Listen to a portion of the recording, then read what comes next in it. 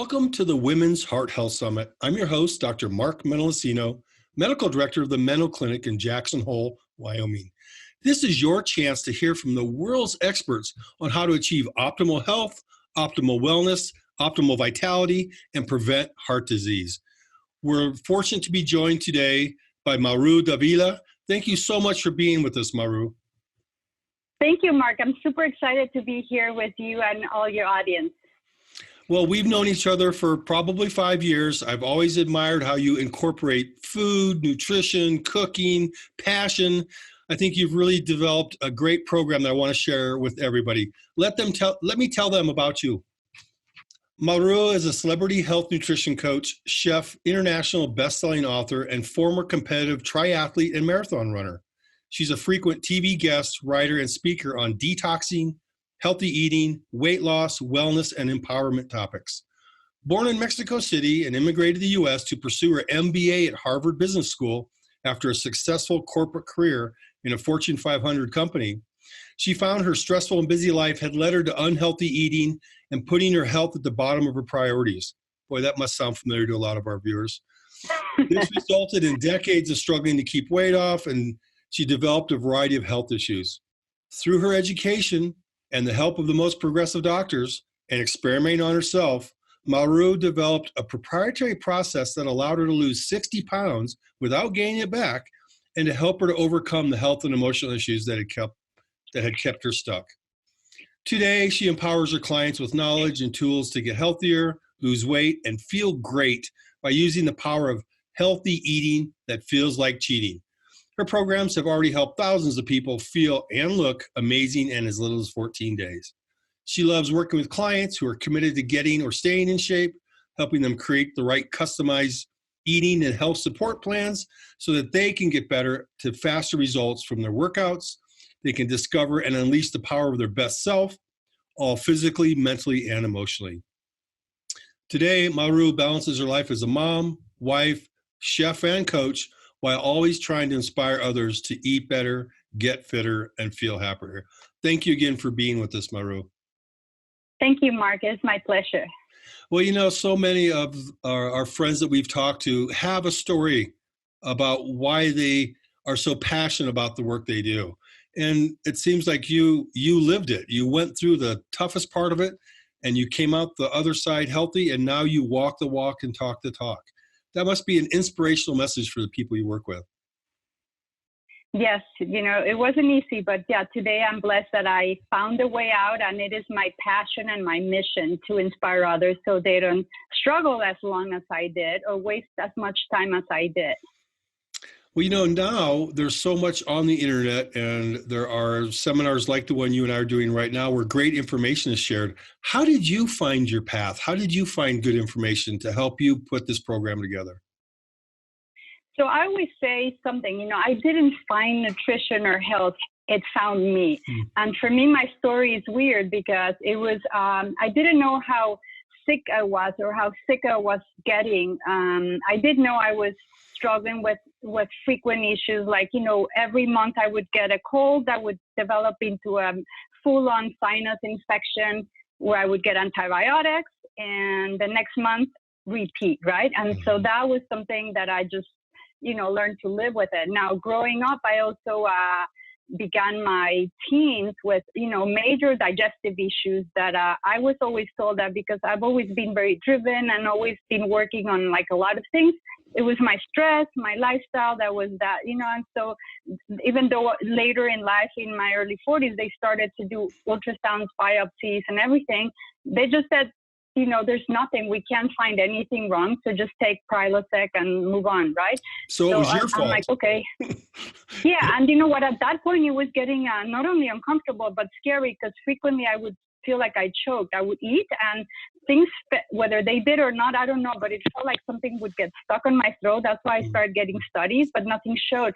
And I would just feel like I was dying. And, you know, many times it was embarrassing. I remember one time being in a business meeting and having to get help with a business stranger to help me because I thought I was going to die. And so things like that. Now, the depression that started in my late 20s went on and off with antidepressants, doctors, etc. So whatever, it's all those things. I just thought, that's what happens when you turn 40 and, you move on. Of course, you talked about the weight. That was something that I didn't know what to do about. I just couldn't get a control of. And so as I was really touching bottom in every area of my life, I encountered opportunity to join a small group of women that a support group, but I don't know, I just was willing to try anything. And I'm glad I said yes. And within that structure, we had a retreat where we decided to focus on one goal, something that was on our bucket list that would give us hope and whatever, And so my dream always was to be a triathlete, but I thought that was something for those triathletes. That was not for me, and I just didn't even try. Well, they said, why not? I'm like, I didn't have a reason. I was somewhat athletic, growing up, I always did some sports. Those people that asked me why not were not at all athletic. And they said, well, we're all going to join and do our triathlon together as a group. I'm like, oh, my. Now, so I decided I had to do it, right? There was no way out of this. So what I did wrong there is I just did it the way I knew how to do it. Okay, that seems fine. I know how to swim, bike, and run, so I'll just do it, and I'll just do it on my own, no support. And I did, but little did I know that I was underestimating the challenge, so I didn't really train correctly, and neither did I train for a storm that happened the day of my race.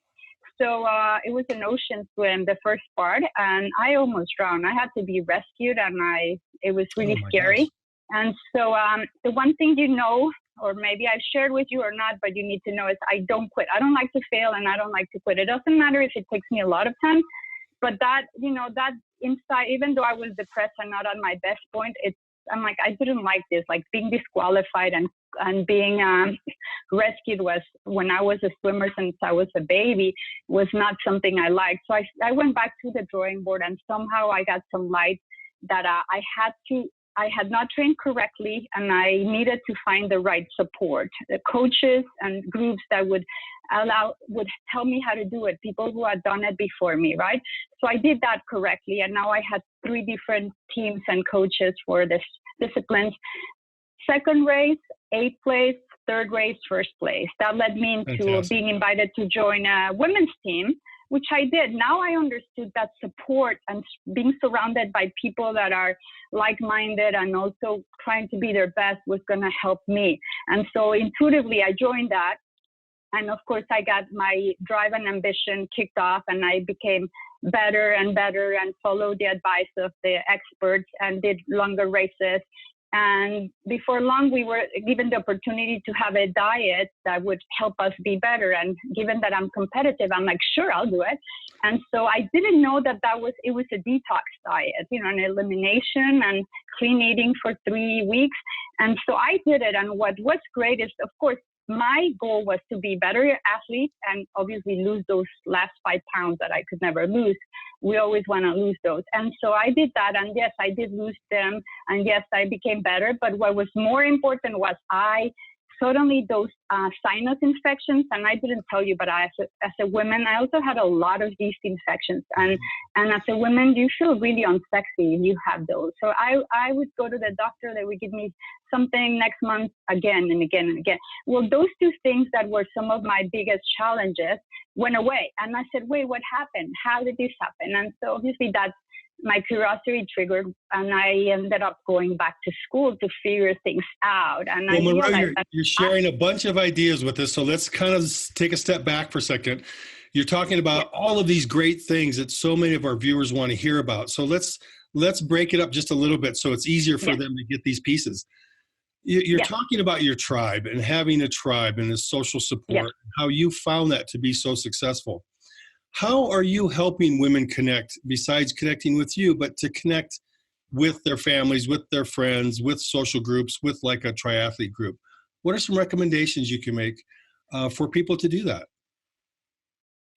So I think one of the things is that I always teach people that you don't have to do it alone. And we as women, particularly, most of us, I think most of the women, we're pretty driven, no matter whether we're like me, an entrepreneur, triathlete, a mom. I mean, I'm also a mom. We're driven in whatever we do, and we always tend to want to do it alone. So I always keep reminding, you don't have to do it alone. And in fact, if you do it alone, it's not going to work and it's going to take you longer and more struggle. So I always remind them of that. And then I encourage them to join like-minded groups of people that are strong with some type of leader that, like you say, walks the talk in whatever it is. So I personally did that in every aspect of my life, whether personal, you saw, in the physical, and also, you know, in the business part. And that's been the biggest game changer for me. And so in my own tribe, you know, I think I'm attracting people that have the same goal of wanting to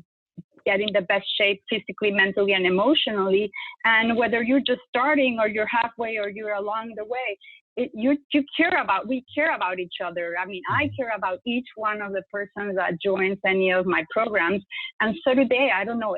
Sometimes I am very fascinated the type of people I attract. And I don't know how that happens, but they give me almost as much as I give them. That's great how that energy transfer happens. And you're so passionate about food, but I love that you're also passionate about sharing food and teaching about food and having people share meals together. That may be almost more important than the food itself. Do you think so?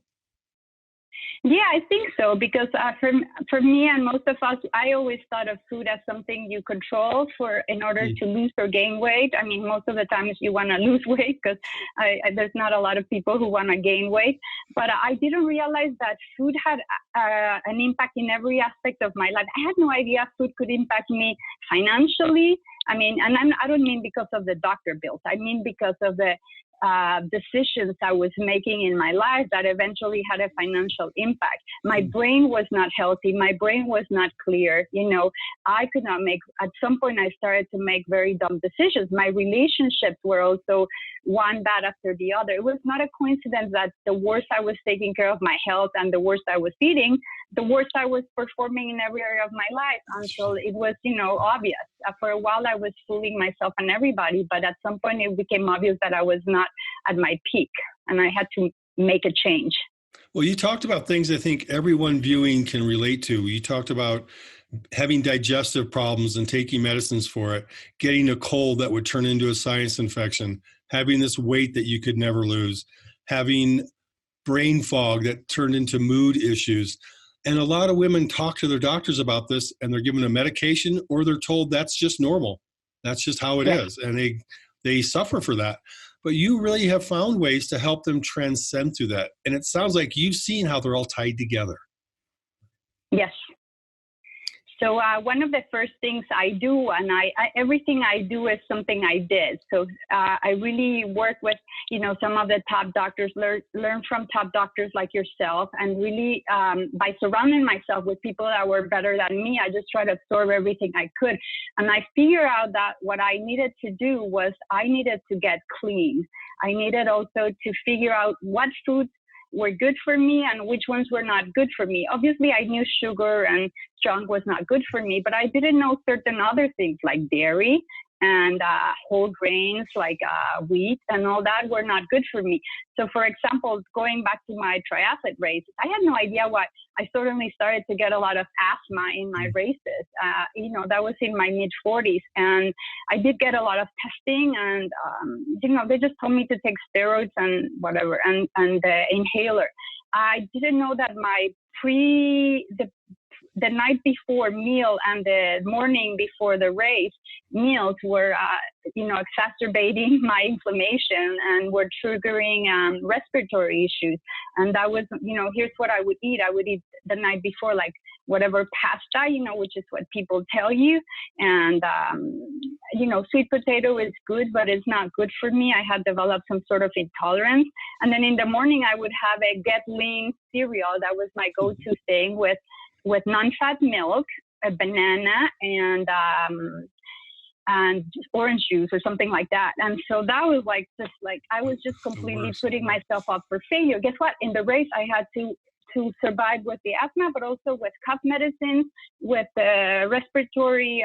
It was like crazy. I don't know how I survived so long, and I was just making things worse and worse and worse.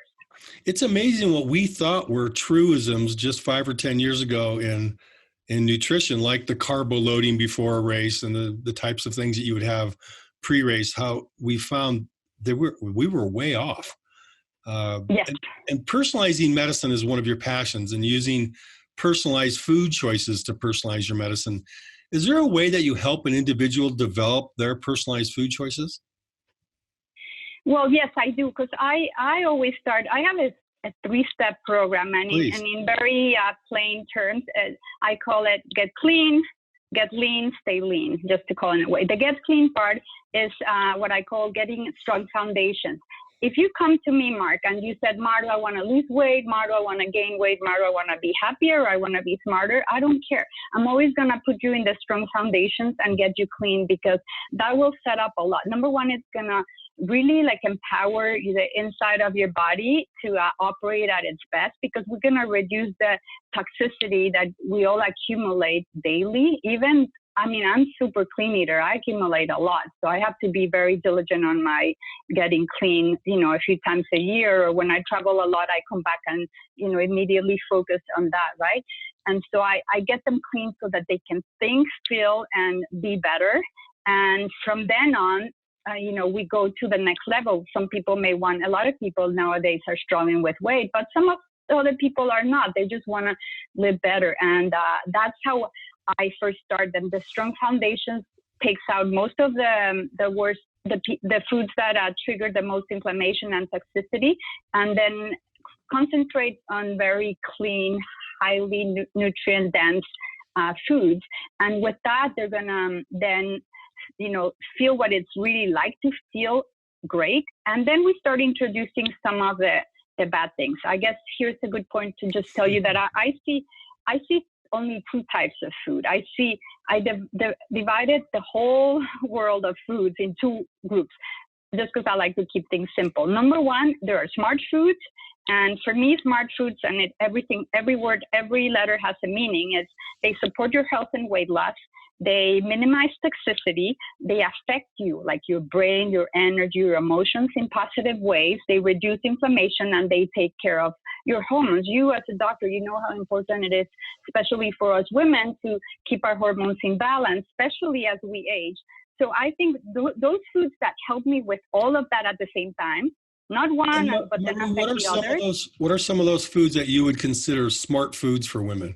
Can you give our viewers some examples? Well, let's talk it by categories. Smart proteins. Smart proteins are all those clean proteins. Like if you eat meat, I mean, I don't mind if you're plant-based or not. I have both programs. I am not. But for, let's say, meat or poultry, I mean, I do not eat, for example, nowadays in restaurants, any chicken or meat, because I only eat the meat that I buy.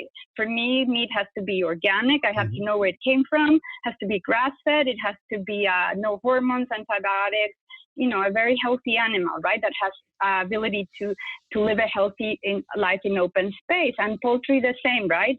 Organic. So clean protein, for sure. No corn-fed, so all that. And then if you have fish, I make sure it's wild caught.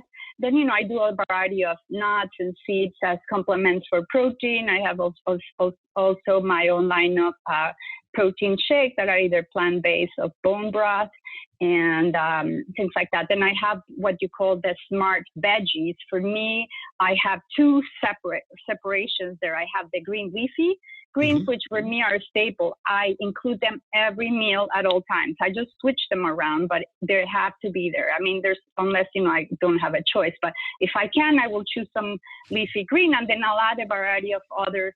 And I always say veggies is not just spinach. People get stuck on spinach, lettuce, and tomatoes. Those are, I use them all the time, but I always vary. I see what's there on the farmer's market and incorporate that, right? So those are, I always tell, unlimited. I eat as much as my body can tolerate. And then there's the smart carbs, which is fruits, which I personally, being Latino, I have a sort of a tendency to not deal very well with glucose. So I have to be more careful what I eat, but I eat berries and in moderation, right? I eat 1 or 2 servings a day, or I also eat high sugar veggies, sweet potatoes could be. I can now tolerate them, beets, and some things like that. And then healthy fats, which are also protein, but I always have a healthy fat, because let me tell you that you heard me mention that I suffer from depression. I learned that part of the reason, in addition to the toxins and, the food that was affecting me, I was like avoiding fat, not the fat in those muffins that I would binge in, or those cookies, right? Or that Frappuccino, but I would not touch olive oil or like avocado or like all those things. Those were scary, right? And then I would fool myself that muffin did not have fat or whatever. Let's talk about those fats. For you, what are the good fats that you recommend people to do? Well, I love fats. Now I'm a fan of fats. And I think you need fat to burn fat to stay satisfied, because all of us who used to struggle with cravings, you got to be careful with, like, if I go to a party, let's say, I don't know, if it was your house, I wouldn't worry. But if it was somebody else's house, I don't know what their customs are. I always make sure I eat something with a healthy fat, so I'm not going to be tempted to those. Smart. I'm not a good, happy, hungry person. I get hangry. And so I do that. So fats, I love almond butter. Again, you have to make sure it works for you, because some people have some nut issues, right? I don't have an issue, thank God, with almonds. So I love almonds, almond butters. I love pistachios, all the nuts and seeds. I love avocado. Hello, guacamole and avocado mousse and avocado lime pie. I don't know, everything you can do with avocado. Again, it works for me. It may not work for you, but avocado is a great thing for me. I use a lot of olive oil or avocado oil when I cook. And of course, chia seeds. Being Mexican, I was so excited because now that I really know what I'm doing, I realize that Mexican food is so good for you if you know what to do. So Mexican chia comes from Mexico, and chia is a great source of omega-3s that are great for your brain. It's a great way of adding boost of energy. So like if you want to go work out and want to do those races, I wish I had known. I would have done a little more chia. Like today, every morning I have a healthy shake with chia, almond butter, and then obviously the nutrients, the fiber, and the protein in my shake powder. And that's one of the ways I feel like really I wake up super early and I'm full on till the night, like with all energy. I'm happy. I think happy energy, that's also one of the things I like helping with people, to be happy. The better you feel, the better you're going to eat and work out and be with other people, right? And so I always, by helping people get happy and healthy, I'm going to be able to help them with whatever other goal they have around that. So, Maru, what are some other ways that your clients can find out what foods are good for them versus what foods they shouldn't be doing? There's things like food sensitivity tests, elimination diets. What tools do you use to help people figure out what are the best choices for their unique body? So the elimination diet is through my Strong Foundations program, because after that, I teach them how to reintroduce the things, and they're going to feel a very big difference in their energy, their digestion, and their weight with certain things that are not good for them. So I teach them what to listen to or what to look for to identify and choose, right? Certain foods, for example, or certain, let's say wine, right? For me, wine is something I choose now sporadically and then I really try to make sure I pick my wine. But wine is something that what I discovered is I can tolerate it, but it robs me from my energy and my sharpness. So let's say if I'm going to be interviewed by you today, I'm not going to have wine last night or maybe and 2 nights before or anything, because I'm probably not going to be as sharp. I do have a problem with that. And so energy too, if I'm going to do a race, or I'm just going to be teaching people, I want to be energetic, and I probably with wine, I'm not going to sleep as well. So that's for me. Other people I think most of the people learn the same, but for food, there's certain foods that will make you bloat, after you reintroduce them. And so people's like, I don't like that. They make them feel lethargic or moody, depressed. Like the last time, Mark, I was able to reintroduce, I didn't do it on purpose. I just, surrendered to a pizza that my daughter kept saying, you should try it. And I hadn't eaten gluten for 3 years. And I had it. And what it did for me, and I will not forget, and that's how I don't touch it anymore, it brought me down for 24 hours. I felt lethargic.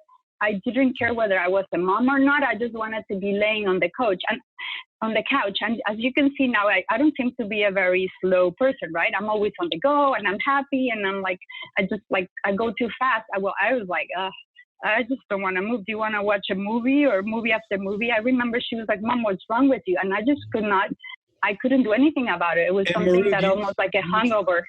Do you see that a lot when people who have avoided these foods, that when they do reintroduce the foods, that they really are able to tell? Whereas when you have them all the time, it's just so hard to sort them out? Yes, because your body gets used to it, and you get used to it. You can't, because most of those foods, it's not like you're allergic, because as you know, allergic is like an instant, very radical reaction. You may end up in the hospital. These are delayed reactions that happen over a few hours later or a few days, so you can't even pinpoint to it.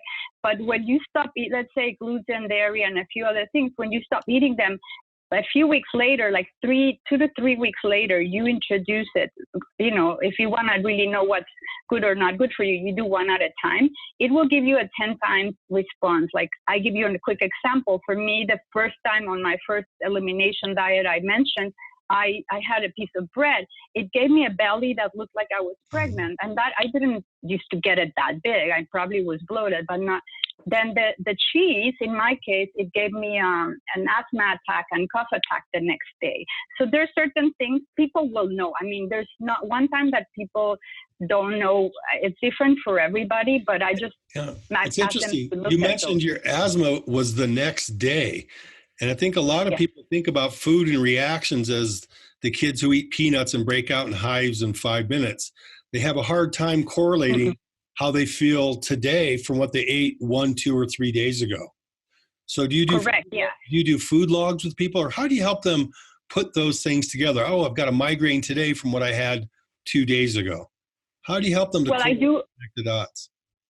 I try to have them keep a journal. I have a tracking app that I give them, so they do that. And those that do listen to me, then we're better off at giving them the information they need.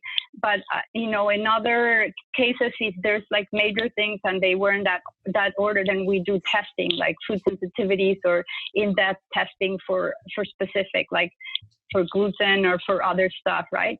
And that's how I do it. But I think most of them can save, unless they have major issues, they can save the money of labs if they're very diligent in keeping a journal and being very diligent in staying clean for those 2 to 3 weeks, which means if you go out, you got to be very careful because it's hidden everywhere. All those things are hidden in places you never suspect. And Maru, you were part of a Fortune 500 company. You've lived that high stress lifestyle. It seems like stress is so much around everybody. What are some of the tools or techniques or strategies you share with your clients to help them to de-stress? So obviously the first one is food, because food can increase stress or reduce stress. So if I'm very stressed, or if my client's very stressed, I really encourage them, okay, for this period, we got to be super diligent in eating the healthiest and cleanest possible, because it will help you. So that's number one. Number two is obviously helping them sleep better, which again is through food. And if you take out some of the foods that are not good for them, they're going to sleep better, and better sleep reduces stress. I mean, when I don't sleep as well, I get really high stress. The third thing, obviously, is doing several things like exercise. I think exercise, even when you're stressed and tired, you'll be surprised how if you can do some, quick thing that makes you sweat a little or get your heart moving, it will definitely bring down the stress and increase the happy feelings. I do that all the time. I have to sometimes remind myself, it's okay, you don't feel like it, whatever, but just remember how good you feel after, and every time I'm right. Other things, meditation. I recently got lucky to believe that I needed to add more things to keep the stress down, right? I have the food down. Now I needed to add more things because my life's pretty, busy. And so I did the meditation. I got trained, and now I meditate every morning for 22 minutes. That's also helped me. And last but not least, I become recently very passionate about essential oils. And so I've been using those two throughout the day. And I use that in my family too, to help them with their different types of stress. So those are some things that have worked for me. And this is something also the last year I had to refocus. When I first started was, I got really sick. But then now that I'm at a higher level, I'm like, what else can I do? Well, I decided stress could hold me back if I didn't work on it. And how as a super mom, super entrepreneur, coach, How do you keep it all balanced? I know so many moms that are viewing, they have so many plates that they're juggling. What are some of your tricks to keep them all up, but also take care of yourself? Well, I have to say, I'm not a super mom. I mean, I do feel like a super mom, but realistically, I'm not. I am not that balanced. It's just every day I work hard on looking at my priorities. I mean, for me, one of the hardest things is like, I love my job so much. I love my clients so much. I love cooking so much that I could do that all day, 24 hours. But then I love my daughter and, I love my family.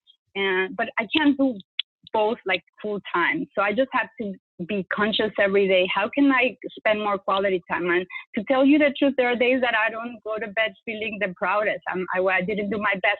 What I do is I'm like, okay, what am I going to do better tomorrow? I don't like kill myself or like I feel awful. Guilt for us moms and that are trying to do it all, it's the worst. So I just try better tomorrow and be patient and with myself because it's hard to keep the balance. Now, one thing I would give a tip to all of you that has worked for me, it's counterintuitive, but I always used to put myself last. As a woman, as a Latin woman, that was something I was born and raised like. You come last. And so when I hit bottom, I learned, eventually that if I didn't put myself first, if I didn't put the oxygen on me first, I couldn't do anything for anybody. So it was okay. I can still be like, that we are more like we like to give and we like to serve and all that. It's fine, I can do that, but the stronger and happier I am, the better I will do that. So I have to put myself first. So like if I have to go get my hair done, if I have to take care of myself, if I have to exercise, I tell myself that, okay, don't feel bad if you're leaving your daughter or you're not spending time with your other half. No, I got to take care of myself because they're not gonna respect me or admire me or get much love from me if I'm feeling like that. I think that's a great point, Maru. And one of my mentors has always taught me that it's probably harder as a healthcare practitioner than any other field because we're giving so much. But I have to take care of me, then I have to take care of my kids, then everybody else comes next. Because if I don't do it in that order, I can't be any good to them either. And that's really the message I see how you live too. You really use your nutrition to stay focused on keeping Maru healthy. And then when you're healthy, you do all these other things well. But there were times in your life where you weren't, and you saw that you weren't. This burden, so to speak, on women of, it's hard that there's so many roles they have to play as mother, as businesswoman, as partner. They are asked to do so many different things. And I think their demands have gotten higher as our world's gotten more toxic with the electronics, with all the things that make it harder to be healthy. Well, where do you think that balance is, and where are we headed? Where do you see in the future of women's health that you'll be doing in coaching in 5 years? One of the things I ended up working by accident is I ended up working with a lot of women that, like you describe, I guess they're a reflection of me, right? We are trying to do it all. We work and we want to be moms and we want to be partners and we want to be everything. So for me, it's probably working on helping them not only through the food, but through the different aspects of on the third level. We worked on their health. I guess the weight is what they want, but we work on health and weight simultaneously.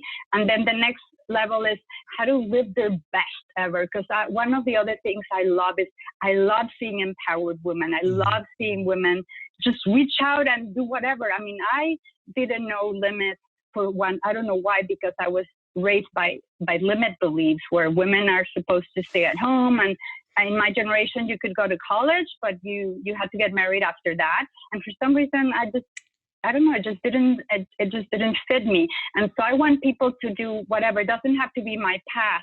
Go to Harvard Business School, try to work and be the CEO. It can be whatever, but I just want, in my daughter's case, she's 8. This is something probably that I'm thinking.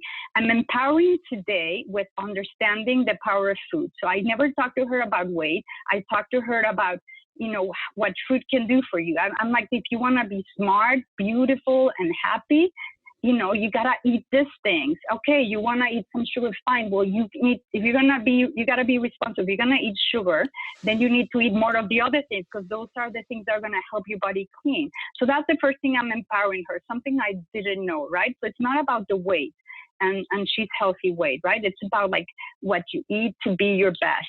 And the next thing is to discover her passions and go for it. I always think a few things I want to share, like one that applies to some of the things we've said. One is I had to learn that imperfect action is better than perfect inaction. I used to be always, waiting for the right time and I'm a perfectionist. And I've learned to really, from some of my mentors and people that I work with, is that you just go, and then you don't know if you're even going in the right direction or what you need to change unless you start moving. And I really think about that every day when I get stuck and I'm like, oh, I want to do more research. I want to prepare more. I want to do this. And so I want to teach my daughter and people, the women I work with, to just move, give it a try, and then definitely surround yourself with mentors, men and women. You need your tribe, you need your mentors, you need your colleagues, you need people that are going to help you discover your passion, discover your true potential, and help you along the way. You can't do it alone. And so those are probably some of the things I'll be looking. Everything obviously will be accompanied by food, Mark. I just feel like I can't get rid of food because food is, it's what you need. It's what we live for other than air, right? And so I will always be incorporating that, but now will be less about the weight and more about success. Well, we've shopped together for food. We've eaten together, and I love the passion that you have. And every time we're together, you teach me something, like your avocado mousse. The idea of empowering women and for them not having to feel like they have to be perfect in everything is such a great message, is that just get started. You don't have to be perfect at it, but we want to just encourage you to get started. And you talk about your daughter and her health choices. We're talking today really about women's heart health, and we think it's all about what happens when we're in our 40s and in our 50s. But a lot of what we do for our future heart health starts with how we take care of our kids. The emotionality, the stress, their food choices, the inflammation that we set up as a child may be what determines who has heart disease as an adult or not. It's not your genetics anymore. And it's true, like what you said about raising, I really like that you're raising the awareness that we as women are at higher at risk. And you don't, it can be when you get older, as you hit menopause, it becomes riskier. But even when you're younger, and for me, Mark, I can't afford to get that risk. So I got to learn. That's why I'm going to be really looking at your summit with a lot of care, because I can't afford to get that scared. I'm a mom. I had my baby late in life. I have a lot of responsibility. She's only 8. Today I'm 50. I don't feel old, but I'm just saying there's a gap. I didn't start in my 20s. I'm so committed to staying healthy and learning whatever I can, because I want to live the longest possible. So she needs me. Yes. Yeah. And I think that's the message I hear from you, Maru, is that it's what you're doing now. Don't wait until you're 40 to do something for your heart health or for the inflammation or for your mood or for your gut. And even if you're not perfect now, just move one step that direction. Find an expert like Maru, listen to all the content that's available. And Maru Davila, if people wanted to find you, how do they find you? So I'm known for 2 things. One is my best-selling book, The Mexican Food Diet, and you can find it in Amazon, or you can visit my website, themexicanfooddiet.com, and learn a little about that part. But the other one is my programs you can find in Flaca Forever. It's spelled FLACA forever.com. Flaca means thin. It's a play on I'm American Mexican, so it's a play on a Spanish and an English word, and it's thin forever, not because I'm obsessed with weight, it's because I just wanted a permanent solution. I got so tired of 30 years of yo-yo dieting. I just wanted something that would allow me to stay stable, right? And to feel okay. I didn't have to work out to be, let's say today I have a summit. I didn't have to be on these like crazy diets to try to look good, or I'm going to have a speaking event tomorrow. I don't have to strain myself. I just like always I sometimes look better, sometimes, a little less better, depending on how I've been treating myself, but I never like fluctuate like I did. Did you know, Mark, I used to have 3 sets of clothes because that's how much like crazy I was. So that's why I came up with Flaca Forever, and that you can learn more about me there and find out some of my, my programs there. Well, I tuned in a couple months ago to a news show, and I saw you cooking, and you were having so much fun. And that's when I think of you, that's how I think of you, as someone with a passion for food, a passion for life. And I think the information that you're sharing is fantastic. Maru Davila, thank you so much for joining us today, and I look forward to seeing you again. Thank you, Mark.